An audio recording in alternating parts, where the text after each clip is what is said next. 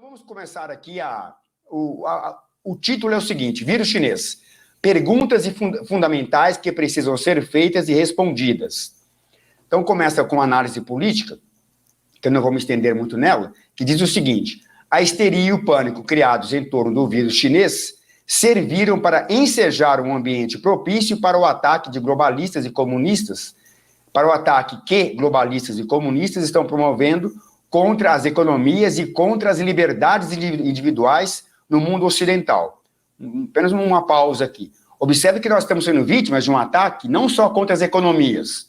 Contra a economia é evidente, né? Acabei de falar aqui, preço de gás, preço de botijão de gás de 13 litros, que custa em média R$70, e que já está sendo vendido em algumas regiões da periferia de São Paulo a quase R$200. Isso já é de uma gravidade por si só, porque, obviamente, o gás de cozinha é para fazer comida, uma obviedade. Enfim, então você está colocando em risco, está colocando ali em xeque a possibilidade das pessoas se alimentar em casa, se começar a faltar gás. É um problema objetivo isso. Por que está faltando gás? Porque, obviamente, essa ação criminosa de governadores está criando dificuldades na infraestrutura do país, de transporte de cargas e outros. Então, primeiro fato. Então, de um lado, o ataque econômico, de outro, as liberdades individuais. Nós colocamos hoje aqui no nosso site a notícia de que as caravanas que foram programadas, para esse final de semana, em muitos lugares foram proibidas, o que é rigorosamente inconstitucional. Nenhum governador, nenhuma autoridade, nem mesmo o presidente da República, não que ele quisesse fazer isso, pode proibir manifestação pacífica e ordeira. Ainda mais proibir por meio de um decreto. Quem faz isso está cometendo um crime contra a Constituição, está deixando de cumprir a Constituição. Então, já estamos tendo um problema grave aqui de afronta às liberdades fundamentais garantidas no artigo 5º das cláusulas pétreas dos direitos fundamentais. Em primeiro lugar, é isso. Segue aqui o texto. No Brasil, esse ataque veio acompanhado pela visível ruptura institucional que vem sendo provocada por governadores protoditadores a serviço do Partido Comunista Chinês. E isso nós temos que ter bem claro. Governadores que estão cometendo esses atos de passar por cima da Constituição, destruir a economia dos seus respectivos estados e atentar contra as liberdades individuais asseguradas na nossa Constituição, eles o fazem seguindo diretrizes do Partido Comunista Chinês, não tenho dúvida nesse sentido. É sabido, por exemplo, de reunião recente que houve com governadores entre Dória, governadores de esquerda, com o embaixador chinês, que, na verdade, é um agente do Partido Comunista. Então, percebam, nós estamos dentro do nosso território sendo alvo de um ataque, por dentro, que está ensejado pelo Partido Comunista Chinês, mas não só, tem a mão de globalistas presentes nisso, representados pela OMS, que, como já apresentamos aqui, é uma entidade onde tem um corpo técnico, seguramente pessoas competentes e sérias, mas cuja diretriz política é dada por um sujeito que não é médico e que é um militante, que foi um guerrilheiro marxista da Etiópia. Perceba, temos um etíope marxista exercendo autoridade aqui no Brasil. É isso que está acontecendo objetivamente hoje, né? Então, prosseguindo, por isso estendemos nessa parte aqui. Esses governadores, liderados pelo tucano João Dória, estão promovendo a destruição da economia de seus estados por meio da imposição inconstitucional de quarentenas horizontais e por meio da adoção de medidas igualmente inconstitucionais de cerceamento das liberdades individuais, conforme eu já comentei aqui. Estados como São Paulo, Rio de Janeiro, Pará, Goiás e possivelmente outros estão hoje objetivamente à margem da Constituição Federal do Brasil. É essa situação objetiva e real que temos hoje. Estados como São Paulo, Rio, Pará, Goiás e possivelmente outros, que não tenho informação detalhada aqui, eles se encontram hoje, na realidade, à margem da Constituição Federal do Brasil, porque direitos fundamentais previstos nessa Constituição não estão sendo respeitados, estabelecimentos comerciais estão sendo fechados de maneira ilegal, está havendo confisco, isso é um ato revolucionário, comunista, né? Está havendo confisco de bens de empresas privadas, inclusive das empresas fabricantes de produtos hospitalares, como noticiamos essa semana, 2 episódios, um aqui na cidade de Cotia e outro em uma outra cidade que me foge o nome agora, mas onde houve ação de confisco de equipamentos respiradores, no caso, que não se justifica em hipótese alguma.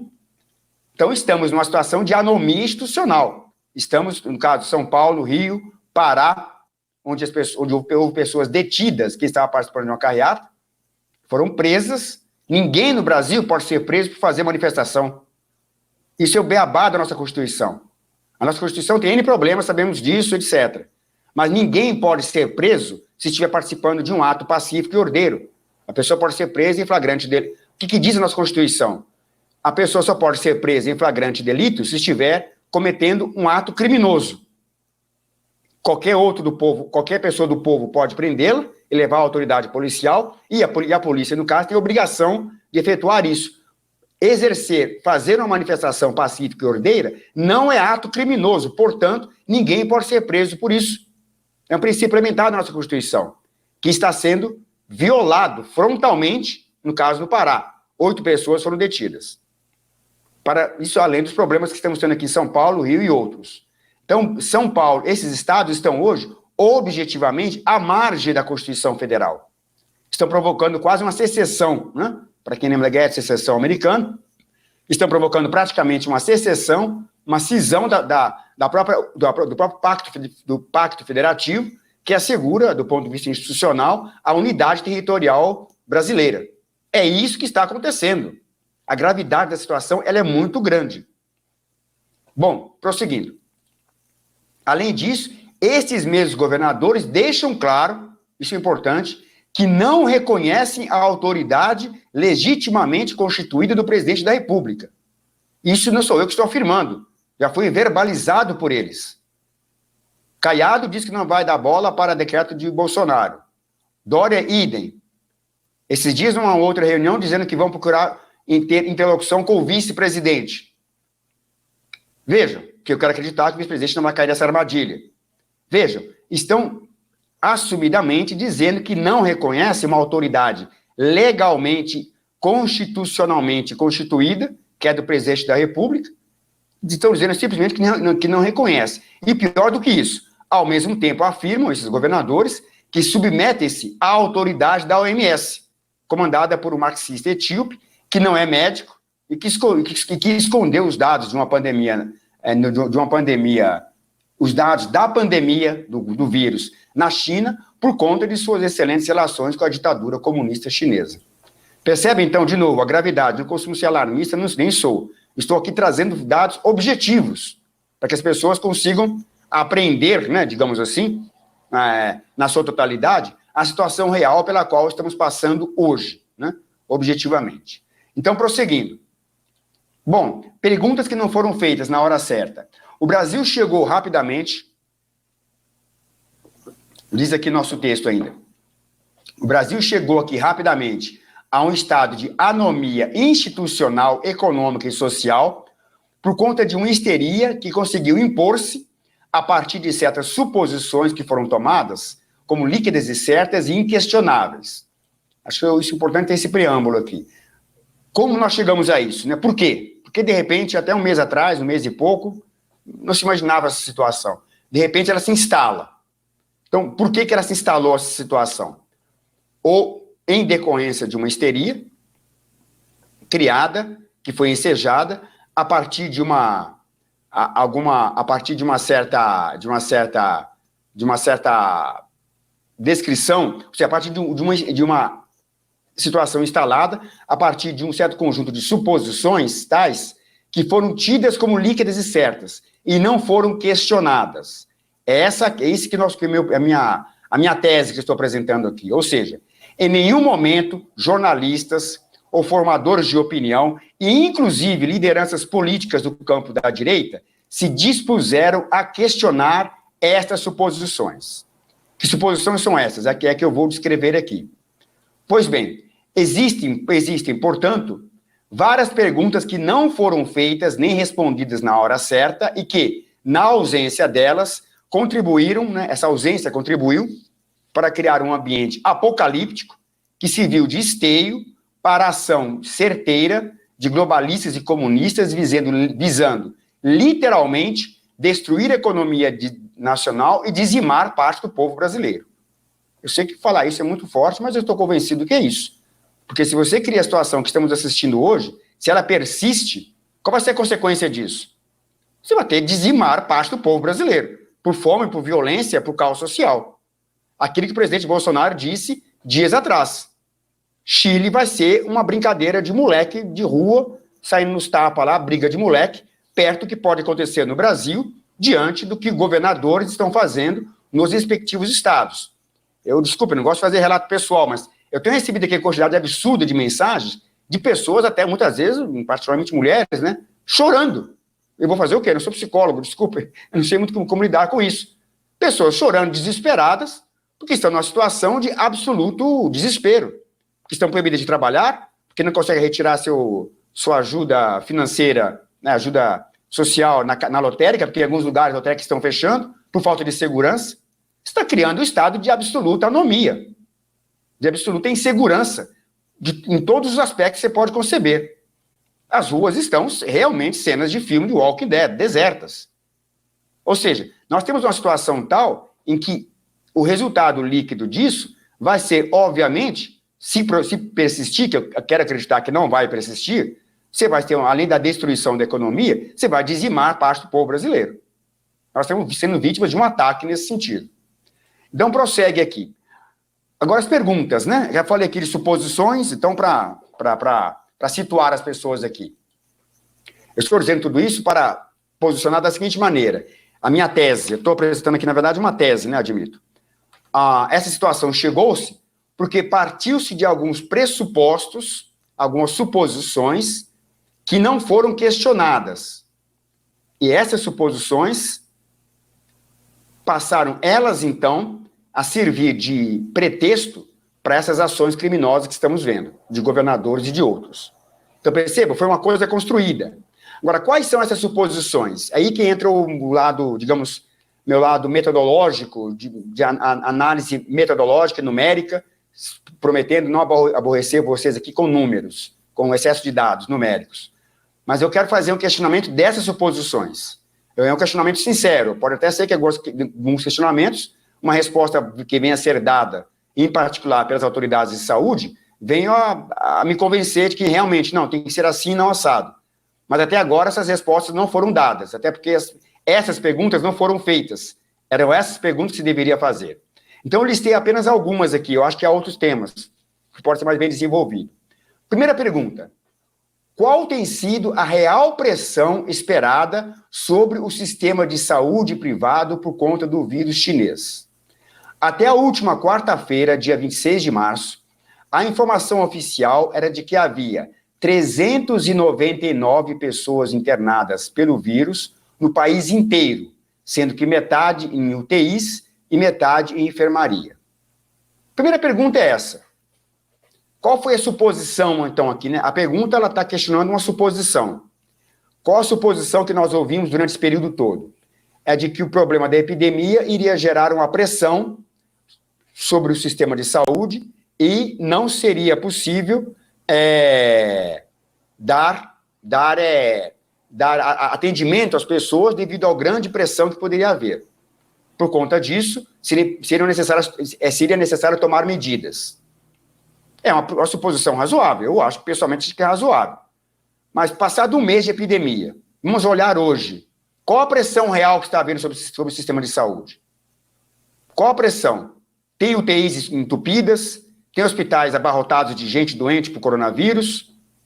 É isso que temos hoje? A informação que eu tenho parcial, eu não sou médico, não estou todo dia na rede de saúde, óbvio que não, é de que não é isso que está acontecendo. O que se está verificando, eu tenho contato com médicos, gente que está no serviço de saúde pública, inclusive, dizendo que a única pressão que existe, em particular aqui em São Paulo, é uma pressão ilegal para registrar qualquer ocorrência, inclusive de óbito ou de alguma suspeita, como registrar lá como sendo de Covid. Porque, objetivamente, UTIs e outros, não está havendo essa pressão que foi anunciada. Então, já começa por aí. Então, esse questionamento é o primeiro que tem que ser feito. Qual que tem sido? Eu acabei de dar os dados aqui, dados oficiais. Até a quarta-feira, quando se completou exatamente um mês do início oficial, digamos, da epidemia, quando teve o primeiro registro de casos no Brasil, Até a quarta-feira, não, quinta, perdão, até a quinta-feira, dia 26 de março agora, havia exatamente 399 pessoas internadas por conta, diagnosticadas com problemas de saúde decorrentes do vírus chinês, 399 pessoas internadas no país inteiro. Eu quero acreditar, estando muito longe de ser um especialista em saúde pública, que 399 pessoas internadas no sistema de saúde público e privado brasileiro não representam uma ameaça para colapso do sistema de saúde. Isso depois, um mês depois da epidemia. Então, esse dado, percebe que já começa por aí um problema? Nós temos que saber qual a pressão real que está havendo. O que os médicos com quem eu converso estão dizendo que isso não está acontecendo. E não é áudio de WhatsApp que circula por aí de autenticidade discutível, não. Eu converso realmente com médicos de carne e osso, com quem eu tenho contato, de diversas áreas da rede pública, eles não dão entrevista, fazem nada, porque a pressão é muito grande, mas a conversa sempre é em off, e estão afirmando isso, não, que por hora não existe nada disso. As UTIs estão lá, as coisas continuam normalmente. Tem sim pessoas doentes, óbvio, que procuram, tem internações, enfim, mas isso não existe. E tanto que o número apresentado de quarta-feira aqui reflete isso. Segunda pergunta, que tem a ver com a primeira. Esse número de internações, ou seja, 399, exatamente um mês após o início do surto viral, representa uma pressão real sobre o sistema de saúde? Que foi a pergunta principal que foi feita. Outra, esse número corresponde ao padrão de internações de outros surtos virais? Isso é uma pergunta que eu gostaria de saber. Eu não consegui achar a resposta. Se eu tivesse condições, se eu fosse condições de participar das coletivas do Ministério da Saúde, porque eu estou aqui em São Paulo, não em Brasília, eu faria essa pergunta. O número de internações até agora no sistema de saúde, ele corresponde, por conta do surto, né, por conta do vírus chinês, ele corresponde, está dentro da média de pessoas que precisam ser internadas devido em outros, que precisaram ser internadas em outros anos por conta dos surtos de vírus comum, o surto de vírus de gripe comum? Sim ou não? Essa pergunta tem que ser respondida. Porque aquilo que eu falei na sexta-feira, você tem que comparar números, você tem que fazer comparação relativa. Jogar o número bruto não significa nada. Ah, tem 400 pessoas internadas, meu Deus. Sim, é ruim ter 400 pessoas internadas, sendo metade em UTI. Mas isso, comparativamente ao ano passado, representou o quê? Aumento ou diminuição? Temos que saber isso. Foi aumento? Se é aumento, realmente tem um problema. Foi diminuição? Então, tem alguma coisa acontecendo. Está na média? Percebam? São essas perguntas que nós temos que saber. E que, obviamente, ninguém da grande imprensa tem inteligência e honestidade bastante para fazer essa pergunta. E o ministro não vai adivinhar a pergunta, né? Que eu acho que se fizer essa pergunta a ele, eu não tenho dúvida que irá responder, né? Se tivesse dado, e obviamente tem que ter esse dado em mãos. Então já começa por aí. Outro questionamento pertinente a essa pergunta. É possível, com base nesse número de internações, que eu vou repetir, 399 internações até o dia 26 de março, estimar qual será o máximo de internações esperadas para quando atingir-se o pico da contaminação? É uma pergunta que tem que ser feita. Ou seja, o Ministério da Saúde, o Sistema Público de Saúde, o Sistema de Saúde de modo geral, público e privado, está projetando quanto de internações que serão necessárias? Essa informação eu não tenho. Investiguei, passei o domingo todo aí, olhando dados, etc., não obtive essa informação. Então, perceba, nós estamos no escuro em relação a isso. Agora, por que essas perguntas? Encaixa-se naquela primeira suposição. O sistema de saúde vai colapsar, não vai dar conta, se todo mundo ficar doente. Então, tem que diminuir a curva, né? Todos viram aqueles vídeos, né? Em que uma médica exibe lá uma linha horizontal de capacidade do sistema de saúde e uma gaussiana indicando o pico de contaminação e de pressão sobre o sistema de saúde. Isso está acontecendo de verdade ou não? Há projeções que apontam nessa direção? Até agora não vimos nenhuma. Estamos no escuro em relação a isso. Em primeiro lugar. Então, vamos lá. Mais uma pergunta. Essa que eu acho que quero insistir muito com vocês. Qual o significado efetivo do dado sobre pessoas contaminadas? Todos os dias estamos acompanhando, inclusive quem tem a infelicidade de assistir televisão, e eu tenho por obrigação de trabalho, espero que vocês não façam, Globo, CNN, etc., até para o seu bem-estar mental, né? Eu recomendo não fazê-lo. Mas eu, quem é jornalista, a gente vê os outros veículos para ter referência do que está acontecendo, etc. Todos os dias saem números de casos de pessoas contaminadas. Agora, eu vou ler o parágrafo inteiro e aí eu vou argumentar com vocês. Qual o significado do dado, da informação que é jogada no público sobre o número de pessoas contaminadas? Sabendo-se que a maioria da população irá contaminar-se e autoimunizar-se sem ficar assintomática, o que o registro de casos confirmados está medindo de fato? Não faria mais sentido dizer que o sistema de saúde testou um número X de pessoas e que desse total, um número Y deu resultado negativo para coronavírus e o número Z deu positivo? Eu não sei se a argumentação ficou clara para todos, porque, como falei, esse aqui é o lado mais de professor de matemática falando. Eu estou questionando a divulgação de números de pessoas contaminadas. Estou questionando com base em quê? Com base no que dizem os próprios epidemiologistas. Porque o que dizem os médicos epidemiologistas? Eles dizem o seguinte, que já é do conhecimento, a humanidade já conhece mais ou menos como lidar com o vírus, com surtos epidêmicos já há um tempo razoável, né?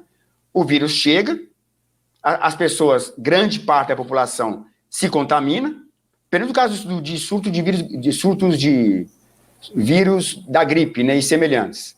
Grande parte das pessoas se contaminam, 90%, 95%, 99%. O próprio sistema imunológico de cada indivíduo, ele absorve, eu estou falando linguagem não médica aqui, obviamente, ele absorve esse vírus, cria anticorpos, a pessoa não tem nenhuma reação, ou no máximo uma reação menor, gripe, etc., e ela fica imunizada, ponto. Agora, o que está acontecendo? Estão divulgando o número de pessoas contaminadas. Agora, esse número quer dizer o quê? Agora, o que dizem os epidemiologistas? Que um grande número de pessoas vai ser contaminado. Só faria sentido esse número ser divulgado, no meu entender, numa situação hipotética em que fosse feito o seguinte: vamos testar dia sim, dia não, por exemplo, toda a população brasileira. Hipoteticamente, que eu sei que é impossível, ninguém faz isso. Não existe estrutura no mundo capaz de fazer uma coisa dessa, testar 212 milhões de pessoas. Vamos testar mas vamos testar hipoteticamente, né, já que estamos tratando com modelos, vamos testar a população inteira, do total de brasileiros testados, verificou-se que tem X testados, tem X pessoas com casos positivos. E tem Y, o resto é negativo, o resto da população, obviamente. Aí você teria um número gigantesco de contaminados, obviamente. Então, esse número faria mais sentido. Então, o que eu estou querendo dizer aqui, o que eu espero estar sendo claro, ou seja, é dizer que esse dado que é divulgado todo dia, inclusive pelo Ministério da Saúde, de dizer que tem tantas pessoas contaminadas, ele não é real. Porque os próprios epidemiologistas dizem que um grande número de pessoas irá se contaminar, ficar assintomática. Aí não vai procurar a rede de saúde, não vai lá fazer o teste para ver se ela tem ou não coronavírus. Então, o que está se divulgando, na verdade, é o seguinte: o sistema de saúde, dentro do total desconhecido de pessoas contaminadas, testou uma certa quantidade, deveria, assim dizer, quantas deram negativo, e o tanto deu positivo. Então, esse é o número. É isso que está sendo exibido. Porque como hoje, dado oficial hoje do Ministério da Saúde, que eu coloquei aqui no artigo, eu não vou lembrar de cor, é 3.900 e pouco, né? 4.256 casos confirmados, segundo dados de hoje, do Ministério da Saúde, às 16h40. Hoje, domingo, dia 29 de março. Ora, 4.296 casos confirmados não significa que existem no Brasil, até aquele momento, 4.296 pessoas contaminadas com coronavírus. Muito provável que existe muito mais, porque é o que dizem os epidemiologistas. Meu Deus, você não testou a população brasileira inteira. Você deu resultado de quem procurou o sistema de saúde, com suspeitas, etc., e foi lá e fez o teste. E nem fez ele não é eletivo, né? O médico achou aconselhável fazer o teste. Aí vai dar, para alguns casos vai dar positivo, óbvio, e alguns vão dar negativo. E os negativos? Quanto deu negativo? Por que não é feita a seguinte informação? Testagens realizadas em tal período, deu tanto de negativo e tanto de positivo. Seria uma informação mais precisa. Então, para finalizar, o que eu estou dizendo é que essa informação de número de casos contaminados, ela não traz nenhuma medida objetiva. Porque só traria sentido ser medida objetiva se toda a população fosse testada. E você vai dizer, bom, entre todos os brasileiros que foram testados um por um ali, sabe-se que tem tanto contaminado. Mas não é isso. Para finalizar essa parte, o mais provável e realista é que existe, eu não sei, estou chutando aqui, que eu não sei o número, eu tenho que chutar. Existem talvez centenas de milhares, milhões talvez, de pessoas que se contaminaram, segundo a previsão dos próprios epidemiologistas, que estão assintomáticas, não procuraram o sistema de saúde, criaram inclusive anticorpos, e pronto, acabou. O que se tem é o registro apenas de pessoas que ficaram sintomáticas e acharam por bem procurar o sistema de saúde, e ali deu aquele resultado. Perceba que são duas coisas distintas, do ponto de vista metodológico, estatístico e outros, são coisas distintas. Agora, o que a grande imprensa faz com essa informação? Ela fica todo dia jogando que tem tantas pessoas contaminadas. É óbvio que vai ter muitas, porque é o que os epidemiologistas esperam que venha acontecer. Você vai ter um grande número de pessoas contaminadas para desenvolver a sua imunidade, já que não temos vacina. Então, isso já é um problema de informação que eu acho que é jogada, inclusive no Ministério da Saúde, sem muito critério metodológico.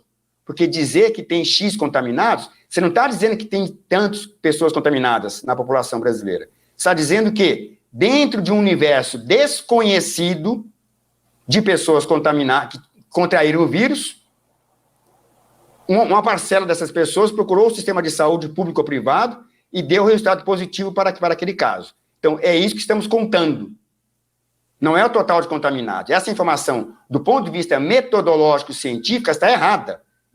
Ou melhor, está errado apresentá-la como sendo o número de pessoas contaminadas no país, porque não é a verdade, pela própria previsão do que diz os epidemiologistas. Né? Prosseguindo, aqui dentro dessa mesma linha de raciocínio aqui. Suposição, aqui é uma suposição que eu fiz, né?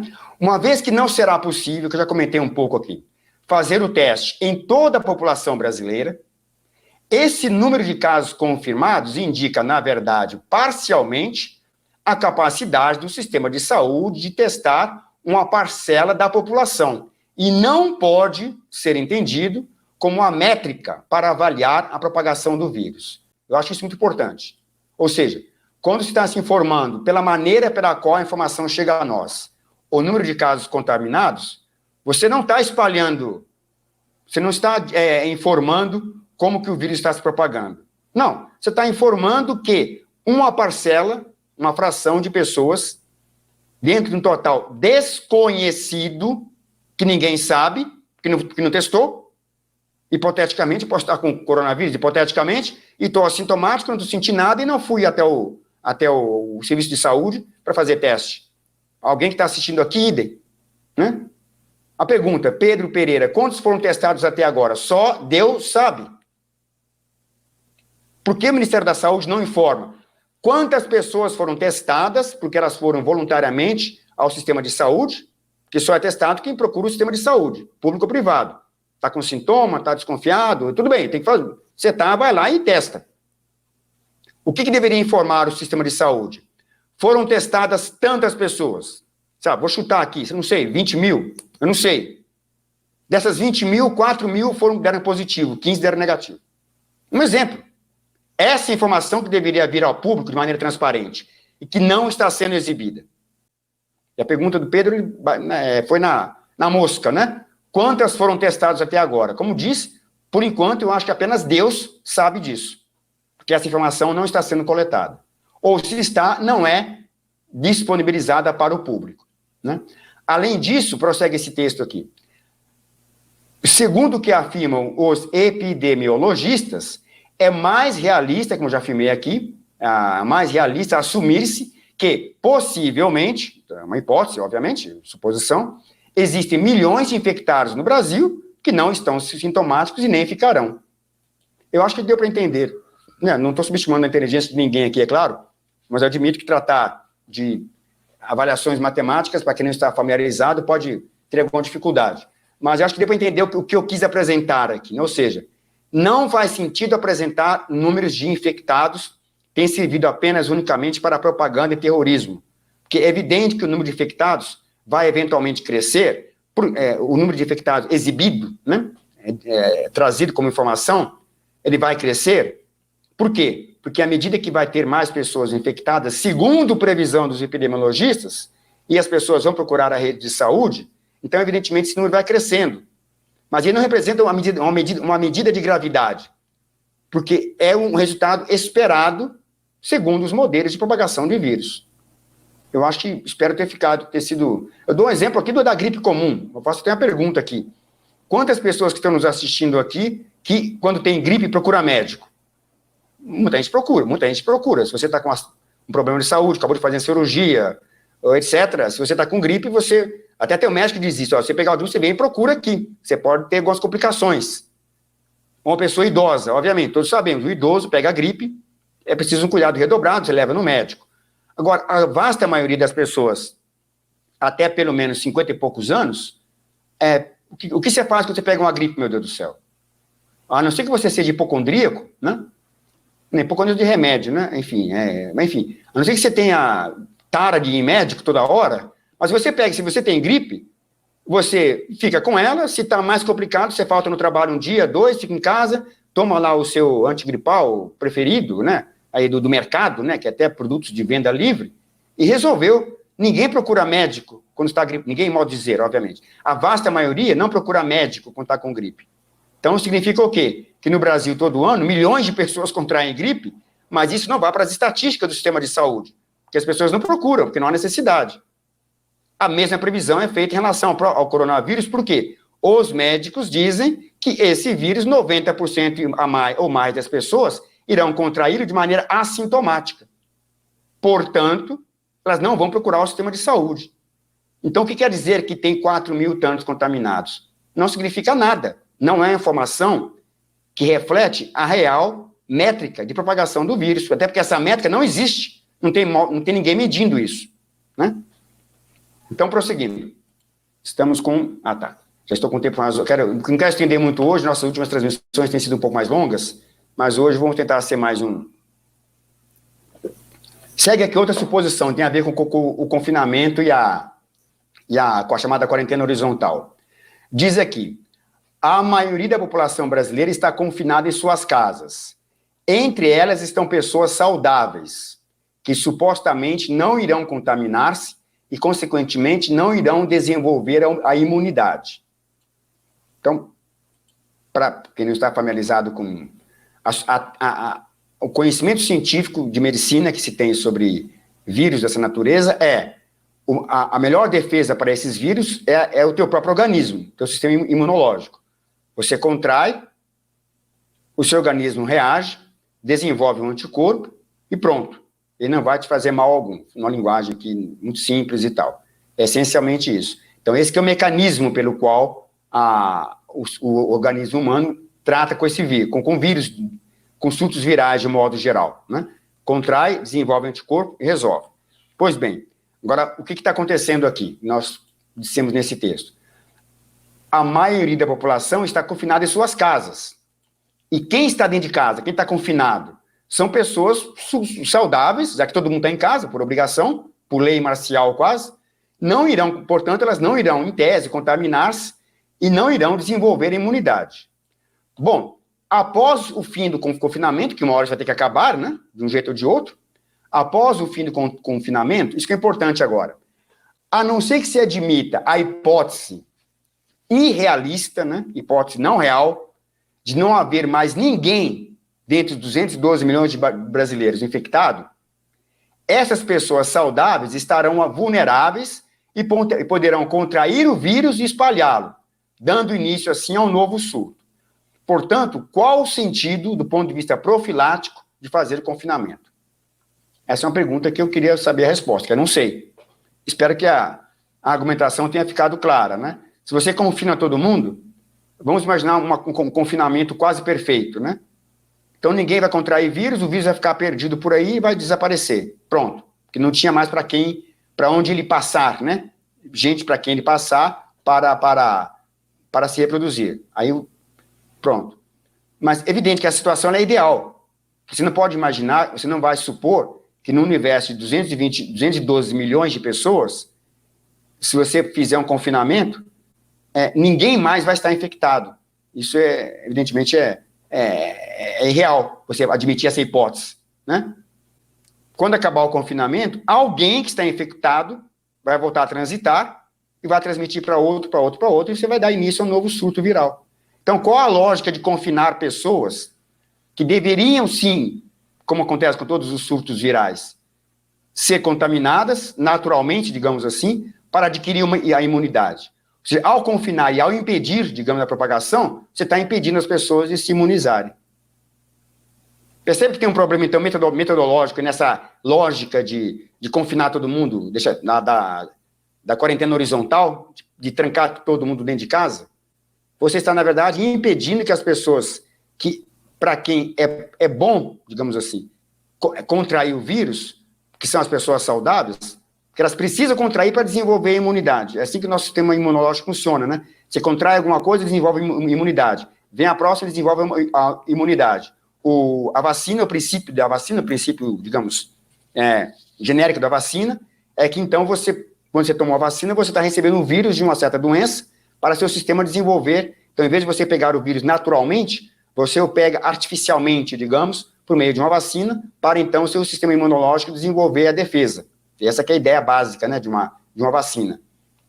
Então, estão, na verdade, impedindo as pessoas de se imunizarem. E quando acabar a quarentena, essas pessoas continuarão vulneráveis. As pessoas saudáveis, elas irão, obviamente, contrair, desenvolver, se imunizar, mas vão passar para frente. Mas aí pode passar para pessoas que sejam vulneráveis, né? Então, perceba que há um problema até de metodológico nessa ideia de confinamento, tal como está.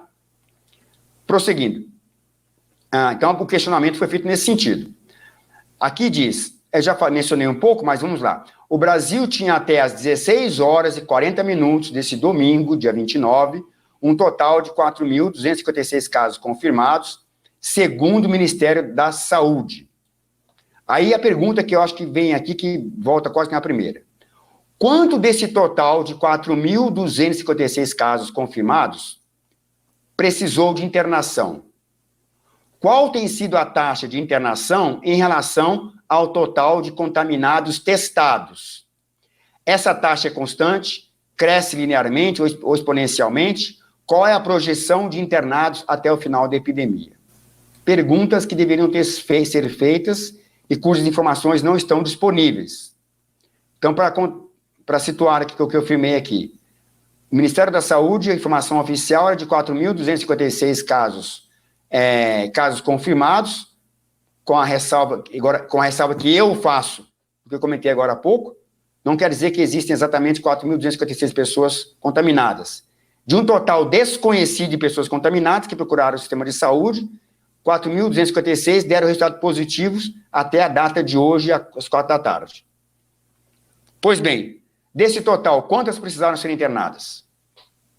Nós temos que saber isso, porque a ideia central não é de que o sistema de saúde vai colapsar, né? Quando é que o sistema de saúde colapsa?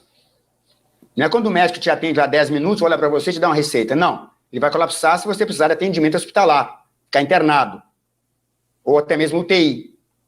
Toda a estrutura médica tem um limite, né, uma capacidade limite de leitos, etc. Se passou daquilo, obviamente, isso vai criar uma situação terrível. A informação que nós não temos é quantas dessas pessoas, 4.256, precisaram ser internadas. Essa informação deveria estar disponível. Seria muito bom que o Ministério da Saúde desse essa informação. Eu procurei, naveguei hoje o dia todo, quase o dia todo, no site do Ministério da Saúde, não achei essa informação. Então, hoje, agora são 22 horas e 57 minutos do dia 29 de março de 2020. Quantas pessoas nesse exato momento estão internadas no sistema de saúde público ou privado por conta de contaminação pelo coronavírus. Esse total de pessoas internadas está acima ou abaixo da média de pessoas que precisam de internação nesse período, em anos anteriores, por conta de surtos virais? Se está acima, então há um risco, realmente, de haver uma pressão muito grande. Está abaixo? Está na média? Eu não sei, eu estou fazendo pergunta que realmente que eu não sei. Então, essa informação que é relevante dar. Saber, dentre as pessoas diagnosticadas com positivo, quantas foram para o sistema, precisaram usar de modo intensivo, ou seja, por internação, em enfermaria ou UTI, o sistema de saúde. Porque essa é a informação que é importante, porque toda a lógica construída em torno, inclusive uma fala do ministro Mandetta ontem, ele diz uma figura de linguagem que eu acho merece depois uma discussão mais cuidadosa, dizendo que esse vírus não ataca pessoas, ataca o sistema de saúde. Peraí, então, o problema é com o sistema de saúde, não é com as pessoas? Então, toda a lógica deveria ser para capacitar o sistema de saúde, e não para sacrificar os empregos das pessoas. Eu estou repetindo aqui uma fala do ministro Mandetta, na entrevista de ontem, quando ele falou: esse vírus ataca o sistema de saúde, não as pessoas. Claro, tem uma figura de linguagem aí, todo mundo entendeu, obviamente, mas ele foi enfático em dizer que o foco é o sistema de saúde. Ué, se o problema é o sistema de saúde, a abordagem tem que ser outra. Você vai resolver um problema do sistema de saúde trancando pessoas em casa? Destruindo empregos, economia, criando um caos institucional? Perceba como tem um monte de coisas estranhas aí no mínimo. A informação que deveria estar disponível hoje e que não está, e que eu acho que deveria estar, é do total de pessoas. Eu vou repetir aqui, vou ser metódico. Dentro do universo desconhecido, porque não tem maneira de medir, dentro do universo desconhecido de brasileiros que contraíram o coronavírus, uma parcela que procurou o sistema de saúde, público ou privado, foi diagnosticado como positivo. Então, esse total, segundo o Ministério da Saúde, é hoje 4.256. Desses 4.256, quantos precisaram usar de internação? Era isso que precisamos saber. O nosso problema não é saber quantas pessoas estão contaminadas. Até porque não sabemos, não vamos saber nunca. A não ser que você vá testar a população inteira. Nós temos que saber quanto está sendo o uso efetivo do sistema público de saúde, público ou privado, de saúde, para saber se esse sistema está sendo comprometido na sua capacidade de atendimento, se houver, como espera-se que vai haver, um número maior de pessoas que vai ter necessidade de atendimento médico. É essa informação estratégica que não está sendo disponibilizada nem mesmo pelo Ministério da Saúde, que precisa ser trazida a público, para que a população avalie, inclusive, profissionais de outras áreas, inclusive, estatísticos, programadores, gente que é de outra área, mas que tem competência e capacidade, sim, para avaliar questões dessa natureza, que envolvem sistemas dinâmicos, para saber se as medidas que estão sendo adotadas, as medidas profiláticas, estão ou não de acordo. É essa informação relevante. Qual tem sido a demanda real sobre o sistema de saúde na área de internação? E não o número de contaminados. Que amanhã pode ir por um passe de mágica, sei lá como, conseguir testar todo mundo, vai descobrir que tem 15 milhões de brasileiros infectados. O que vai mudar a realidade? Só que 99% ficaram imunes, ficaram assintomáticos, não teve nada. Segundo dizem os próprios epidemiologistas. Então percebam como a informação está vindo a público de maneira torta, né? Ou incompleta, que a informação que realmente precisa não está sendo disponibilizada. Bom, prossegue aqui a última questão. Aqui uma suposição. Admitindo-se o risco de uma pressão enorme no sistema de saúde, então aqui vamos trabalhar com a prudência, né?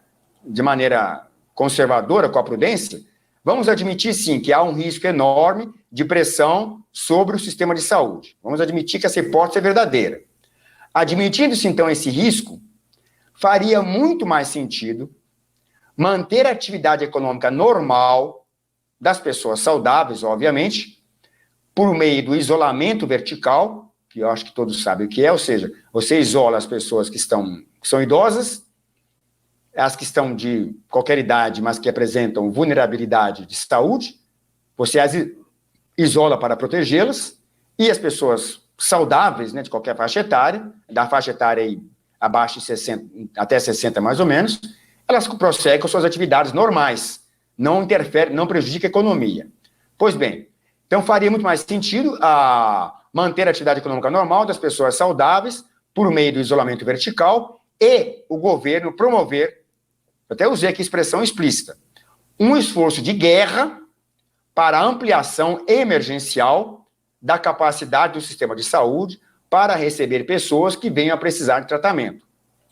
Os bilhões de reais, bilhões, que o governo vai gastar com renúncias fiscais e linhas de crédito para empresas, para impedir que elas venham à falência e consigam pagar seus funcionários, além da ajuda direta aos necessitados, né, os R$600 por mês que o Estado vai ter que dar para não deixar ninguém passando fome, poderiam ser canalizados para a ampliação do sistema de saúde.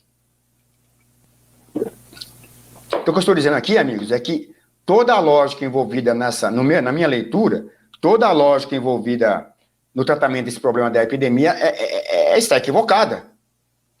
Se a tese central, que é apresentada inclusive pelo Ministério da Saúde, e que foi verbalizada pelo ministro Mandetta, na entrevista de sábado, quando ele disse, usando obviamente uma figura de linguagem, que esse vírus, ele ataca não as pessoas, claro, de novo vou repetir, figura de linguagem, não as pessoas, mas o sistema de saúde. Então, se ele vai atacar o sistema de saúde, o que nós devemos fazer? Fortalecer o sistema de saúde. Você fortalece como? Em vez do governo fazer o que está fazendo hoje, e não está fazendo, não está errado em fazer, o governo federal. O governo federal hoje, o governo Bolsonaro, ele age como um bombeiro apagando um incêndio criminoso provocado por pessoas como Dória, Witzel e outros.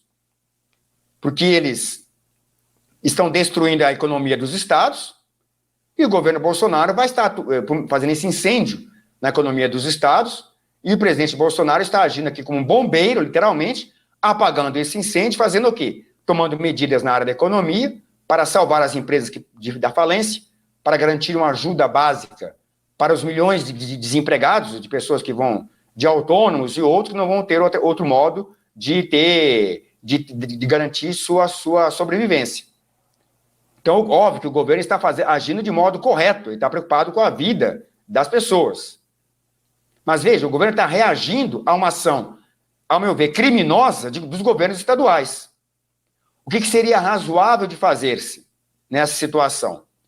Se o modelo, para finalizar aqui, não vamos estender muito, hoje vou ler os superchats em seguida.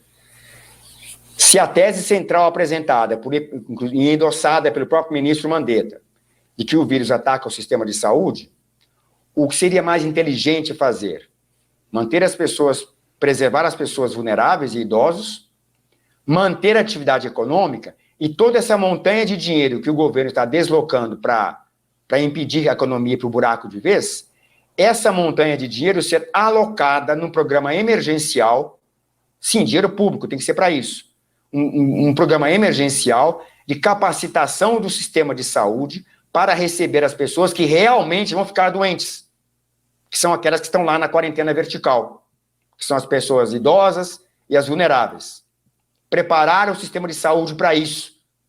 Então, que se construam hospitais de campanha em todas as cidades, usando inclusive o know-how, né, o expertise das Forças Armadas, que sabem fazer isso muito bem. Ou seja, você poderia fazer um grande esforço nacional, emergencial, empregar muita gente, dinamizar a economia, para fazer o sistema de saúde brasileiro ter a capacidade de acolher as pessoas que realmente vão ficar doentes. Agora, para isso tem que ter mão de obra, gente trabalhando, tem que ter economia rodando. O que nós estamos fazendo é destruindo a economia, criando uma dificuldade imensa para a geração de receita e deixando o sistema de saúde praticamente como está, no máximo com algumas iniciativas de hospital de campanha aqui e acolá. Perceba então como a coisa está sendo gerenciada de maneira errada, que se essa tese for verdadeira, que vai haver uma grande pressão, uma tese da qual não estou convencido, pelos números até agora, porque os números exibidos até agora, com o mês de epidemia, mostram que não há essa pressão absurda sobre o sistema de saúde. mas vamos ser conservadores, admitir então que isso vai acontecer. É muito mais razoável você fortalecer o sistema de saúde, porque quem vai precisar dele são as pessoas saudáveis que estão trancadas dentro de casa, impedidas de trabalhar? Não, essas pessoas têm que estar na rua, elas têm sim que se contaminar para gerar a sua autodefesa e continuar trabalhando e preparar o sistema de saúde para atender aquela pessoa idosa ou a pessoa com debilidade que, se caso contrair, que ela pode contrair, para ela ser atendida. Então perceba como estão fazendo tudo torto. A estratégia está errada. Estratégia, volto a insistir, de governo dos estaduais, que estão promovendo esse crime de lesa pátria, de destruir as economias dos estados por conta disso.